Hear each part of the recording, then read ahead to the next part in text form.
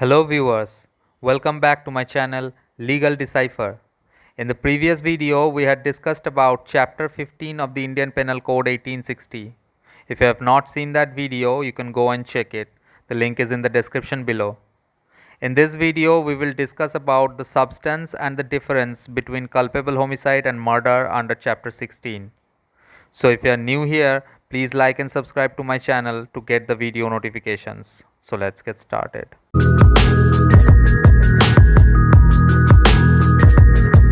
So today we are going to start chapter 16, which talks about offenses affecting human body.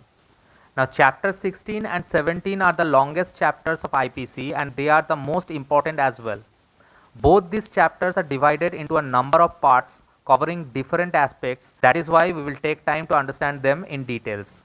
So this video will be kind of a special session concerning mainly about section 299 and 300 and their connected sections for punishments.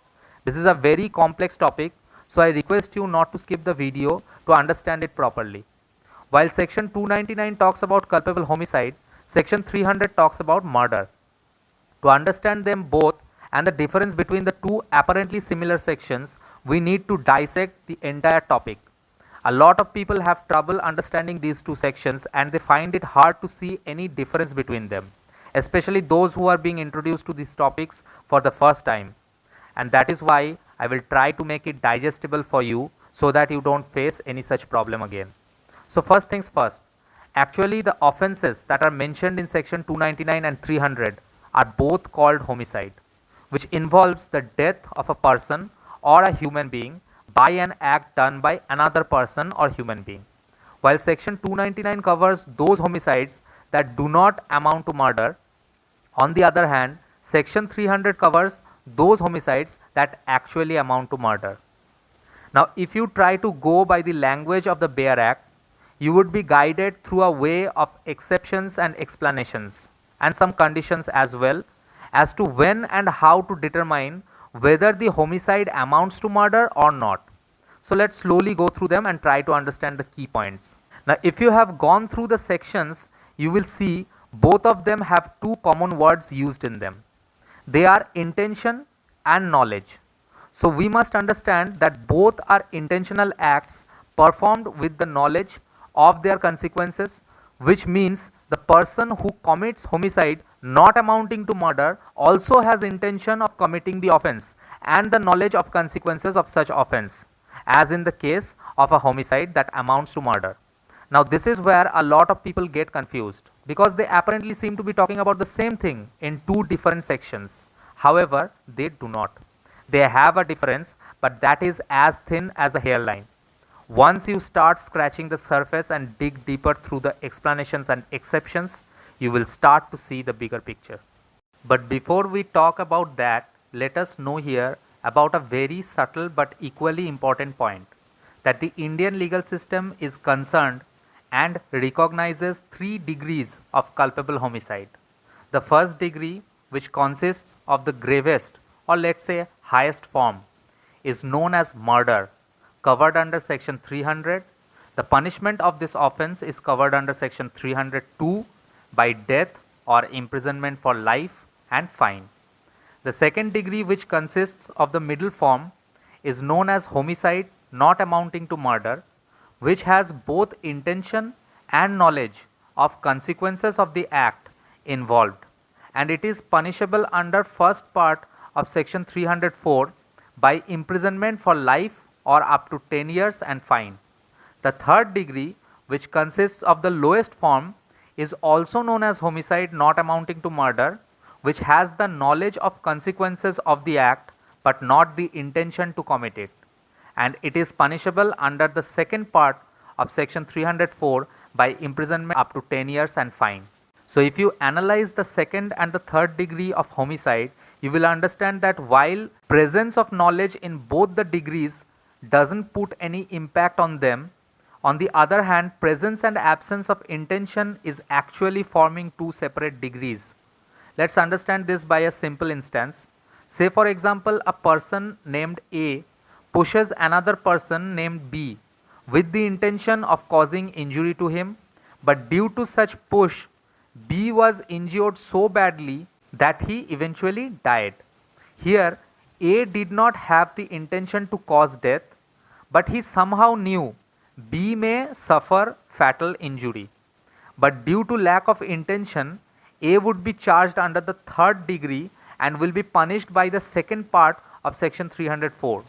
While if he had the intention to cause such fatal injury that he knew it would very likely kill B, then A had committed either culpable homicide not amounting to murder, punishable under the first part of section 304, or actually a murder punishable under section 302, depending upon the other factual circumstances relating to such incident. Maybe the most prominent difference of culpable homicide and murder is that murder is an aggravated form of culpable homicide. And you will know why as we understand them both. A lot of you would be thinking why I am not reading them separately. Well, to put it simply, you cannot. You cannot read these two sections separately and get a distinctive idea between the two specified offenses. They are so internally linked that you will have to understand them together like a concept and not just two separate bare sections. Because you can clearly see section 300 starts with the words except in the cases hereinafter excepted, and then it lays down these 4 clauses, and then it mentions 5 exceptions, which if not met would make that offense fall under culpable homicide not amounting to murder, which would take you back again to section 299 from section 300. Yes, it is a tangled up approach, but we will untangle them.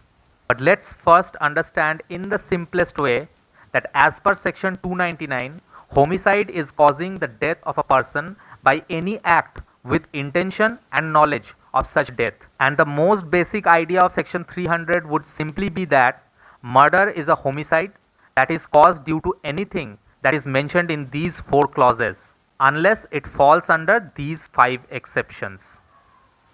And that is how you understand the definition of murder. That is how you should understand section 300. Now let's make a list of ingredients of the essential elements of the two offenses. Section 299 or culpable homicide not amounting to murder has the following essential elements. They are causing death of a human being, and by doing an act, and such act must have been done with intention to cause death, or with intention to cause such bodily harm as it is likely to cause death, or with simply with knowledge that such act is likely to cause death. On the other hand, section 300 or culpable homicide amounting to murder, which is simply called murder, has the following essential elements. They are causing death of a human being, and by doing an act, and such act must have been done with intention to cause death, or with intention to cause such bodily harm as it is likely to cause death, or with intention to cause such bodily harm as it would be sufficient to put him in the course of nature to cause death, or with the knowledge that the act is so imminently dangerous that it must in all probability cause death, or such act does not fall under any exception mentioned under section 300. Now just for a moment, if we ignore the fact that murder has a more dominant connection with death than culpable homicide and casually compare the ingredients of both these sections, we will easily find out that they are almost 90% same. Still confused as to why they are covered under two distinct sections? Well, you are not the only one to think so at least. Sir James Stephen, who is considered to be an authority on criminal law, had also a similar kind of thought when he criticized the definition of these two offenses. He was of the opinion that these two sections are probably the weakest part of the penal code and that they are obscure. He even went on to say it was obvious to him that the subject matter was not fully thought out when they were drawn or drafted. Though there is some force in the criticism of Stephen, it is not wholly true. It is correct that culpable homicide is the genus and murder is the species, and they closely resemble each other. And it is also true that the dividing line between the two is very thin and sometimes so obscure that it is hardly visible. Nonetheless, the two have a real and subtle distinction. It can very rightly be said that all murders are culpable homicides, but not all culpable homicides are murder. The only major distinction is perhaps the exceptions that are mentioned in section 300, which works as a filter and draws up those exceptional situations where culpable homicide is not murder. Anything which is a homicide and does not fall within those 5 exceptions will be considered as a murder. Let's understand those 5 exceptions. Firstly, grave and sudden provocation.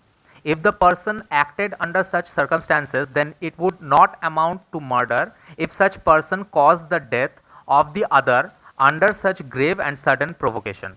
Secondly, right of private defense. When such right was over-exercised by one person to defend himself or his property and it caused the death of the person who was attacking him. Thirdly, if a public servant exceeds power, acting in exercise of his powers and authority for advancement of public justice. So what does these 3 exceptions mean to you? Does it ring a bell? You can check my video about chapter 4 on general exceptions where I had explained about acting in grave and sudden provocation or a person's right to cause death to protect his body or property, or a public servant exceeding their powers or authority while acting for the sake of public justice. I had also mentioned there specifically that those persons cannot over-exercise such rights, because if they do so or they act in grave and sudden provocation and such person dies in consequence, then that would amount to culpable homicide not amounting to murder, which is mentioned here in the first 3 exceptions under section 300. Also, fourthly, it won't be considered a murder if death occurred due to sudden fight and without premeditation. And finally, if the death was caused with the consent of the victim, that would also not be counted as a murder under the 5th exception. So if you have been through the video up to this point without skipping it, then I assume now you can clearly see the difference between culpable homicide and murder. Now let's talk about the other informations that you need to know about the 2 topics. We will do so by moving on to the explanations of both the sections. The first explanation of section 299 says, causing bodily injury to a person suffering any disorder, disease or bodily infirmity that would accelerate death due to such injury would cover the act of causing injury under section 299, even if death by such bodily injury could be prevented by skillful treatment or proper remedies as mentioned by the second explanation. But third explanation says causing of death of a child in mother's womb is not homicide, but it would fall under culpable homicide only if death of a living child is caused, and the parameter of such incident should involve the bringing forth of such child even though the child may not have breathed or been completely born. Also, let's read and understand the provisos and explanations to the 5 exceptions of section 300 to get some more valuable information for getting a clearer picture on how these 2 sections work. Under the first exception, the provisos say that the provocation that is mentioned here must not be sought for. To put it simply, it shall not be so that the person who is taking an excuse that he killed the other person because he provoked him actually sought for that provocation or did something to incite the other person to do something in response. Let's understand this by a simple example. The person who committed the crime is saying he did so because the victim abused him. But in reality, it was found out that the victim abused him because this person was continuously irritating him somehow. So he basically sought for that provocation. So that shall not be counted here.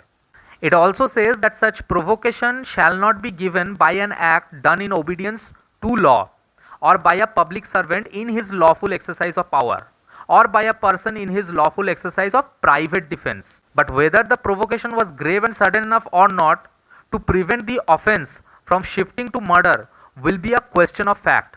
It will have to be proved by factual evidences. So that is what the second and third proviso and the explanation to that says.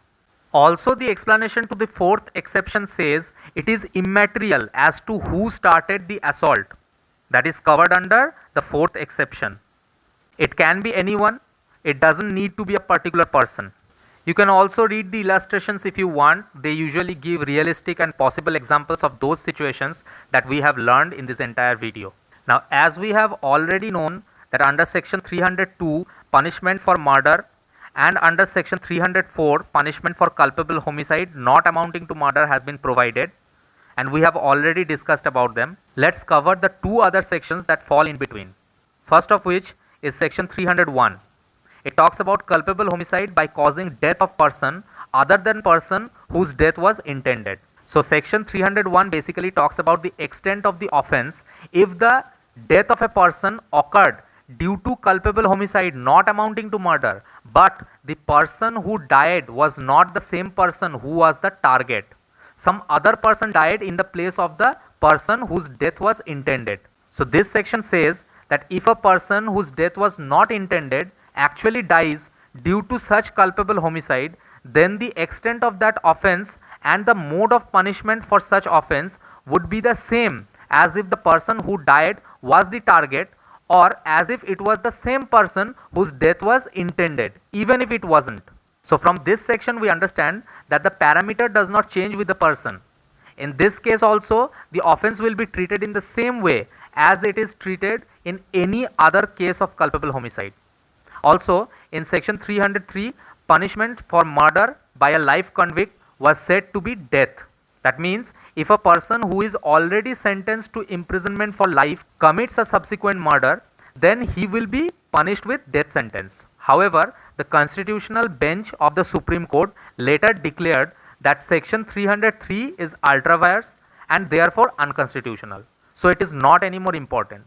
As we have already learned about the prescribed punishments for culpable homicide and murder earlier in this video, we have covered the chapter up to section 304. Now that we have understood the basic differences of the two most important types of homicides, we will move on with the other offenses relating to homicides in the next video.